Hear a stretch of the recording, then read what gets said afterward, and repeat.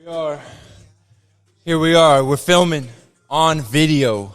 We're putting it on the old YouTube channel, right? Not the Wired and Tired YouTube channel. And then I've got my podcast equipment right here. I know you can see it. What we're going to do is we're going to go until the camera cuts off and I lose all my footage and it pisses me off. I'm going to do squats here with this safety bar, 65-pound bar. So this is already 135 plus 20. And then I'm going to do some overhead press. I'll probably do some curls just to warm up. Hey, when you're not feeling like working out, you're just not feeling anything right now. I'm just not feeling, I'm feeling something, but it ain't pleasant. So what we're going to do is we're just going to go. I'm just going to play with my toys here. We got our toys. I'm going to do squats. I'm going to do curls for a couple sets. I'm already kind of sore in the biceps, and we're just going to do overhead press. We're going to go to the equipment shuts off, and it pisses me off because I'll lose all the footage. This should get uploaded. If you guys are new to this, I'm going to put it in the link in the description. Clearly, I'm on something when it comes to like a different wave. I've been inflamed. I've been angry. There's a lot that's been going on, and we're going to talk about it. But first, let's do a set of squats.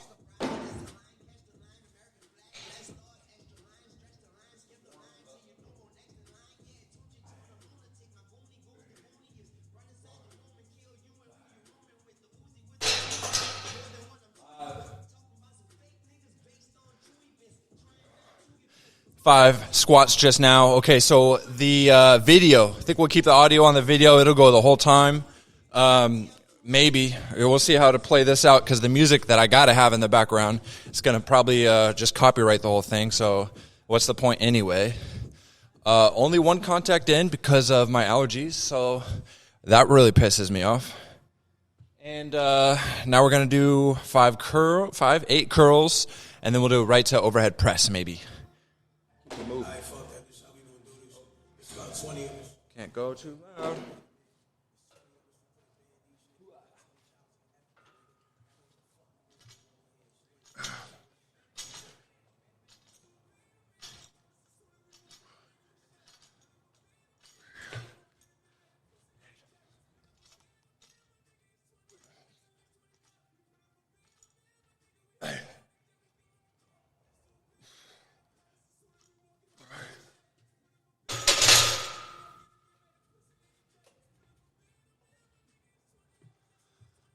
All right, just a warm-up set. We're doing squats, just about 5. I like that. 3 to 5, especially when we're going heavier or just in general, I like 3 to 5 best. Curls, I'm doing 8 because that feels right. And overhead press, I'm going to do higher reps because I'm lower weight because I'm doing curls on a barbell. So you shouldn't be able to curl and overhead press your equal weight. So I can overpress much more than I can curl. So we got to go higher or as many reps as I can get on the curls, 8. And with that same weight, I can do a lot more than 8 on the overhead press. So that's what I should do. Let's add some weight on this squats. So I have a podcast set up, and I've got some videos. You guys are new to this. I got some videos that audio up on the link. I'll put the link in the description for this new podcast. And it's new to you guys. I haven't been putting up a lot of information or videos on the YouTube channel, which I've had for many, many years. You can find videos of me that are super old when I'm 280 pounds. You can find videos of me creating custom sleds. You can find videos of me grinding and hustling, talking about how I just wish I had $5 in my account. We got videos on that account, just sad stories, and a sad story is only sad if you end it there. It's part of the journey, okay? And today I'm feeling like it's another part of the journey. It's time to keep going. I'm sore everywhere. Okay, it's like my allergies are getting to me. I think my diet's been bad. Today I've eaten nothing. I took 1 fat burner and 1 scoop of pre-workout, so a moderate amount. I usually take more than that. So I'm on an empty stomach, and I should go on an empty stomach for the rest of the day. Because, it's 105 these days for the last month of the year where it's going to be like that. And I like the heat, but the camera does not. So I'm excited for when that cuts off and I lose every single bit of my footage and I've essentially wasted my time. Or I don't, well, it will do that. But thanks for 4K. You know, when am I supposed to get like a backpack for the camera that keeps it cool? I don't know, but my diet's been bad for the last 2-3 days. Bad in ways that it's good, except for 1 or 2 things that I ate that make it bad. So If it's a pass or fail grade, it's just barely fail. It wasn't terrible, but today I'm resetting, as you can tell. I'm resetting, and I'm getting my mentality back to where it's a wired and tired mentality, okay? It's a ball-out fitness mentality. That's what the channel was originally. It was ball-out fitness. It was Fit Squad. It was personal training, Fresno, California. It was Wit Fit. It was Push Boot Camps. There's going to be another iteration someday. And I've already got them in my head. I've already written them out. I've already drawn the logo. You don't understand how it works. You don't understand how it works. I'm just documenting so that we can all not understand me together. All right, let's do some more squats.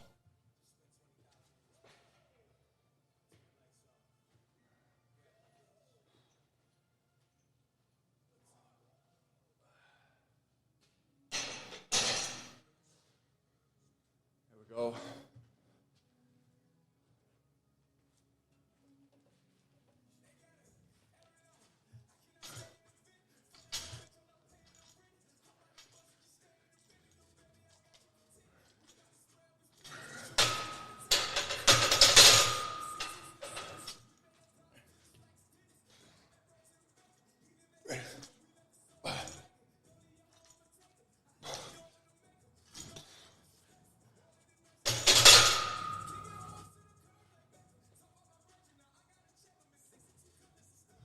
I decided, and as I'm speaking now, I understand nobody will understand me because the one person I'm referring to is the person at the top, the best of the best, the weirdest of the weirdest, the most unique of them all. And maybe you identify as this, whether you are or not. This might be for you. You will always be lonely. You will always be misunderstood. People will never understand you. People will never get you. I have people that are like me in a way that, they own a business, or they do this, or do they do that, but they don't do it to the extreme that I do it. Not talking about level of success. I'm talking about they own a franchise, or they have a company that was given to them, or they grew up doing this, or they went to school or whatever, all that stuff. They have a day job that's kind of floating them. They have partners that are helping them. They have friends and coworkers that are helping them. Where this boy's in a position that those people speak to me and they give me advice. And I very much love speaking about this kind of thing to those people. That's who I am, is what we do. But you got to understand that the advice they're giving to me, as they're giving it to me, I'm smiling in my head. And I'm smiling because I love the way that they're trying to help me. And I don't want that to ever stop when it comes to just having a good conversation about business scheme and coming up with a new plan. You got to do this, you got to do that, you should try this. I'm all for that. But I'm more of the one that wants to give that advice. So when people give me that advice, I'm smiling in my head, thinking, in no way does this apply to my business. This is clearly coming out of someone's mouth who has a traditional lifestyle, traditional upbringing, traditional business. They're running a franchise. They're running a corporate business, more or less, whether it's one location or big corporate locations. It's fun to hear it, and because I can get your perspective on things.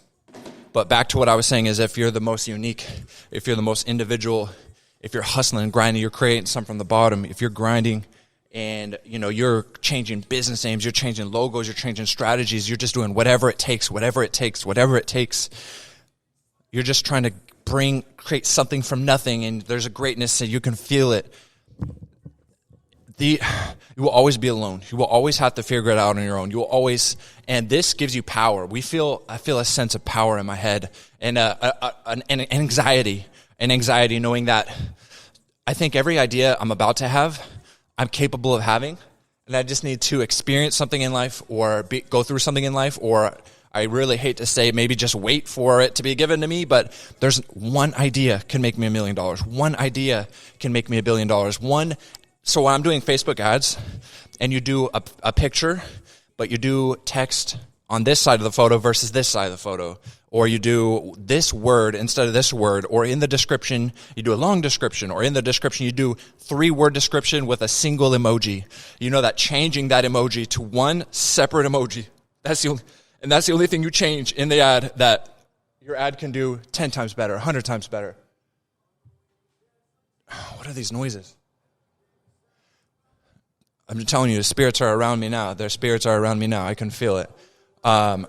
So to know that so much power is within me, and it's like a chess game. One small chess move in life, and the king is exposed, and you can win. I'm talking the biggest win of all, the big win, the big momentum. It's found under all of this bed of rocks, the bed of stones that we're traversing in life. You walking along these paths, you got to look under every stone, because one of these billion stones that you're standing on, that the burden you have to go crouch down, look under them, lift that stone, and you find out, oh, it's not under there. Go to another one. Oh, it's not under there. But if you leave one stone unturned, you got to understand, there's the key, the house key, the secret key, the special key that you hide in front of the front doorstep, where that lets you in, gives you access to everything, the win-win, the big win that we're all looking for, that we feel in our bones, that we feel we have it. You got to understand that it's under another stone, the same size stone that was nothing. I lift up a stone, so you got to get my metaphor here. This size of a stone that is something insignificant. It's not a big deal. It's not some big challenge in life. It's not a big person that you met. It's not a big idea, or it's not a big change on the ad. But you got to understand, it was nothing under that one, and this one you would think, oh, it's the same insignificant moment, and that's the one. That's the one with a key under it. And it's not always the big boulders. It's not always the tiny pebbles. It's something in between that has that hidden key underneath it. All you got to do, you got to understand, is your burden alone. And you're going to feel that. You're going to have to be able to go through that. You're going to have to be able to, this is what working out is so important for. It doesn't matter if fitness is your career or anything. You got to stay active, and you got to keep ironing out your physique and getting rid of all this stress, because you're going to have to do it all alone. You're going to have to go through this journey, flipping them stones till you find the key, till you find the answer, and you're going to have people on your back counting on you like a damn pack mule. These horses, these pack mules, these donkeys, they're underappreciated because they're the ones carrying all the load, but everybody knows that's the workhorse. That's the workhorse. That's not a show pony. That's the workhorse.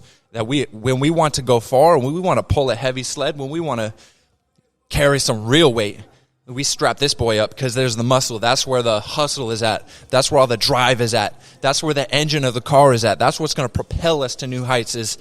That's the engine.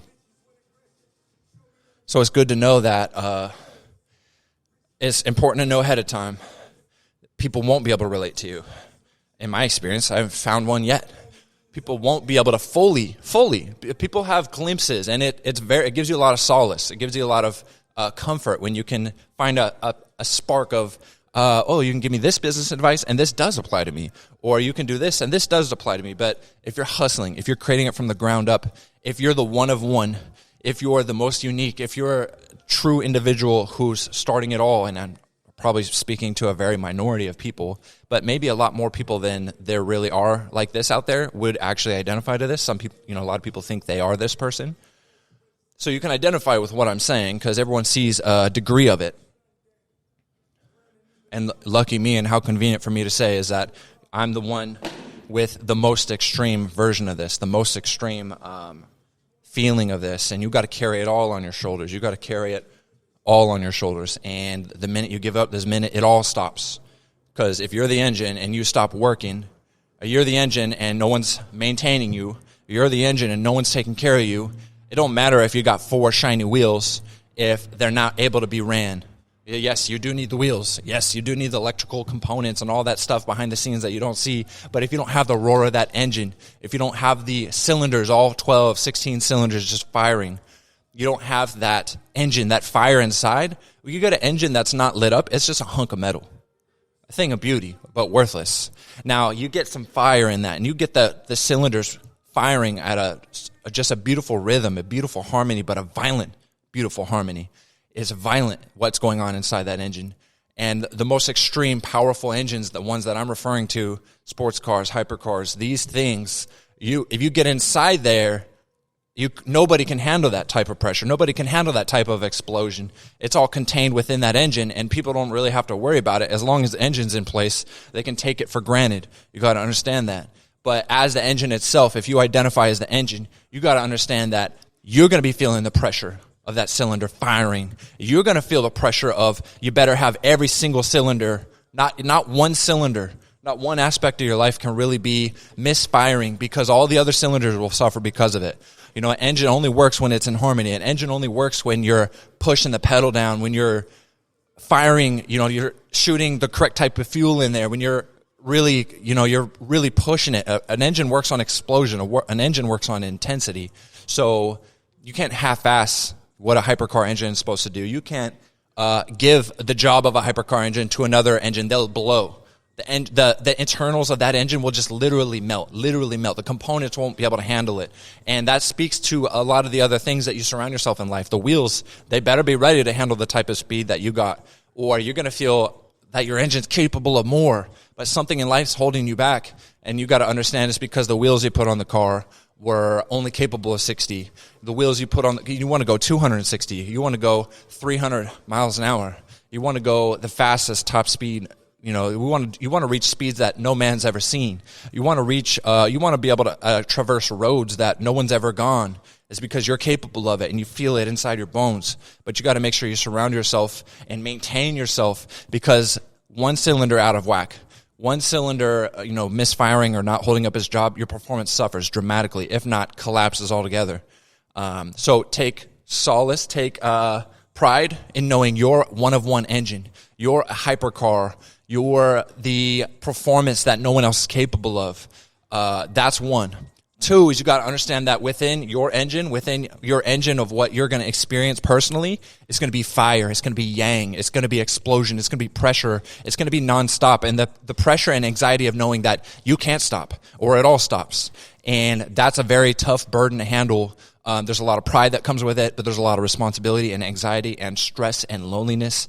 And you got to understand that if you identify as a supercar engine, a hypercar engine, keep it maintained, keep it oiled, make sure you're putting in the proper fuel, but also understand that there's not a lot like you, if any, and you're going to have to live that life.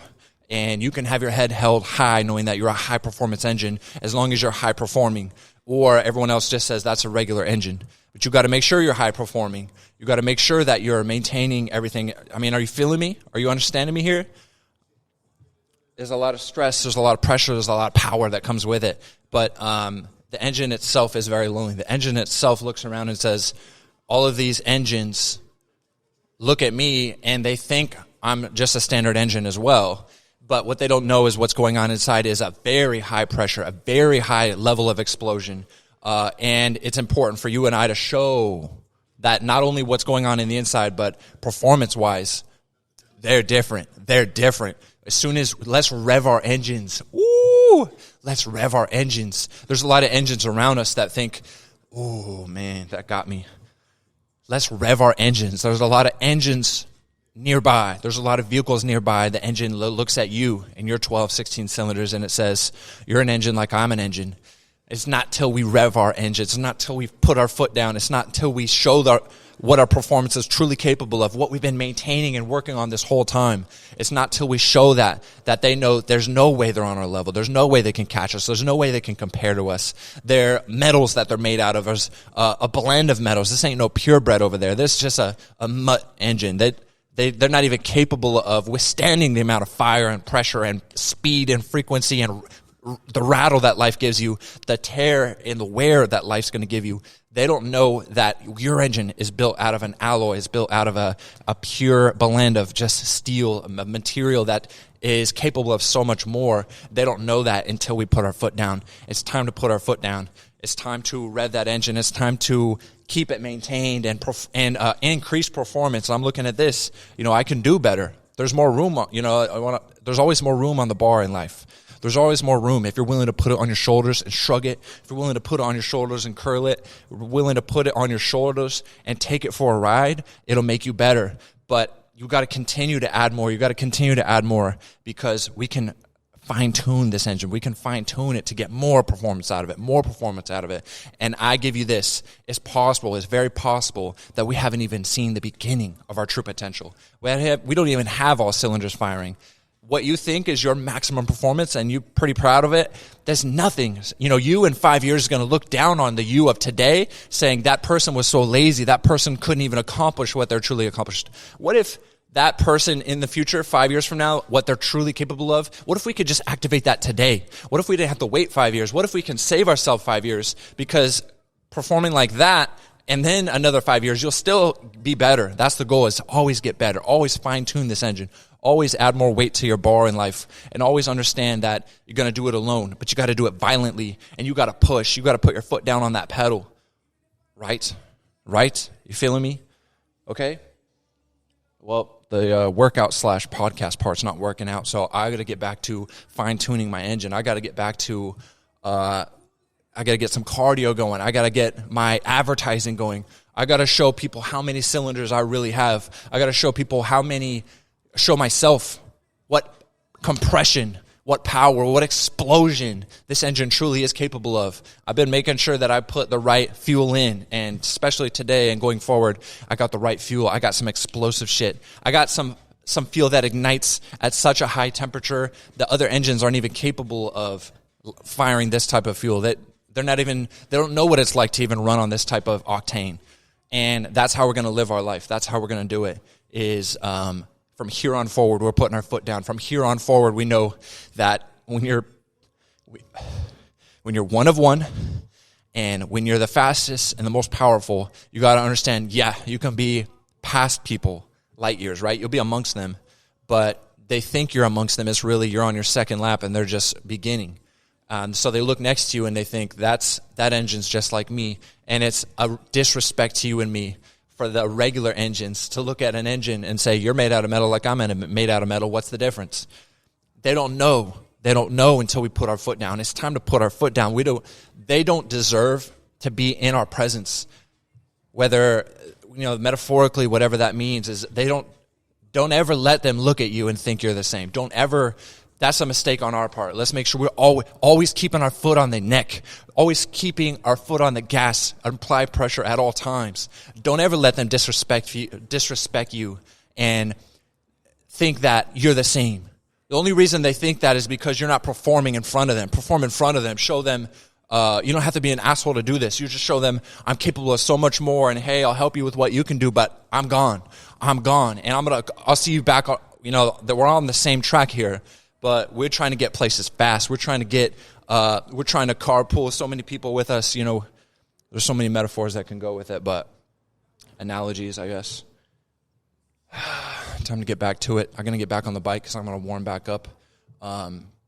Fix our diet. Let's fix our fuel, and let's put our foot on the gas. We're capable of so much more. That's what I'm worried about, is that 5 years from now, we will look back, just like I look back 5 years ago, what I was capable of, the money I was making, the things I was praying for I have today. The problems that I had were like minuscule, and the problems I have today, they're going to look minuscule, and the amount of money I made today is going to look minuscule to me in 5 years from now. And I'm trying to get to that 5 years ahead tomorrow. I'm not trying to wait 5 years for that. I'm trying to improve 5 years of time within 1 year. I'm trying to improve a decade worth of performance and power and distance on this track of life. Today, tomorrow, this year, we're trying to cover as much ground as possible before our headlights cut out, if you know what I'm saying. So that engine that you've got, if you identify as the type of person that I've been speaking about, that engine that you got is lonely and is pissed that you don't have your foot down because can't you feel it? Can't you feel it in your soul? Capable of so much more, capable of flooring it. You're capable of just the most beautiful but violent humming. And it's got to be a harmony, but it's so violent, it's so powerful, and it's time to express that. It's time for us to put our foot on the gas. Time for us to put a foot on the neck. There's people looking at you right now, and they say they're better than you. You're no different than me. You're better than me. Actually, I'm doing better than you in life. Don't allow that disrespect in your life. It's time to show them. It's time to show them.